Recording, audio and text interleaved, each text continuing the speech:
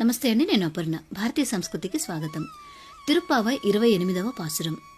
கறவைகள் பின் சென்று காணஞ்சேர்ந்தும் போவும் அறிவொன்றும் இல்லாத குலத்து உன் தன்னை பிறவிகருந்தனைக் குண்ணியம் யாவுடையோ உரை ஒன்றும் இல்லாத கோவிந்தா உன் தன்னோடுறவே நமத்திங்கொழிக்க ஒழியாது அறியாத பிள்ளைகளோம் அன்பினார் உன் தன்னை சிறுபேர் அழைத்தனவும் சீறி அருளாதே இறைவாணி தாராய் పరయేలోర్ ఎంబామాయ్.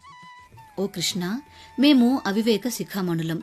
తెల్లవారగానే చద్ది తిని పశువుల వెంట అడవికి పోయి పశువులను మేపి సాయంకాలం తిరిగి చేరుతాము. వివేకం లేనివారము, అజ్ఞానులము. నీవు మా గొల్లకులంలో జన్మించుటయే మాకు భాగ్యం.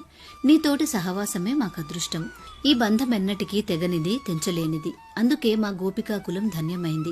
పరిపూర్ణ కళ్యాణ గుణగణాలతో ప్రకాశించే నీవు గోవిందుడవు.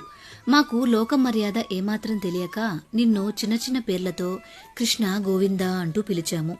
కృష్ణ, అలా నిన్ను పిలిచినందుకు కోపగించుకోకు. జ్ఞానులు పొందవలసిన ఆ పరవాద్యమును ఈ కారణమున మాకు ఇవ్వననకు.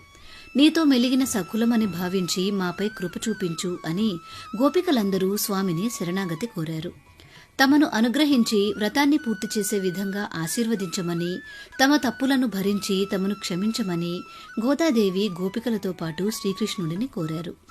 గోదాదేవి జననం, బాల్యం, పాసురాల రచన, శ్రీ రంగనాథ స్వామితో వివాహం మొదలైన గోదాదేవి పూర్తి చరిత్ర తెలుసుకోవాలి అనుకుంటే ఈ వీడియో చూడండి. ఈ ధనుర్మాసంలో తప్పకుండా వినాల్సిన కథ. లింక్ డిస్క్రిప్షన్లో ఉంది. మీకు ఈ వీడియో నచ్చిందా? నచ్చినట్లయితే లైక్ చేసి మీ బంధుమిత్రులందరికీ షేర్ చేయండి. భారతీయ సంస్కృతి ఛానల్ని సబ్స్క్రైబ్ చేసుకుని బెల్ ఐకాన్ని యాక్టివేట్ చేసుకోండి. తిరిగి రేపటి రోజు పాసురంలో మళ్ళీ కలుసుకుందాం. నమస్కారం.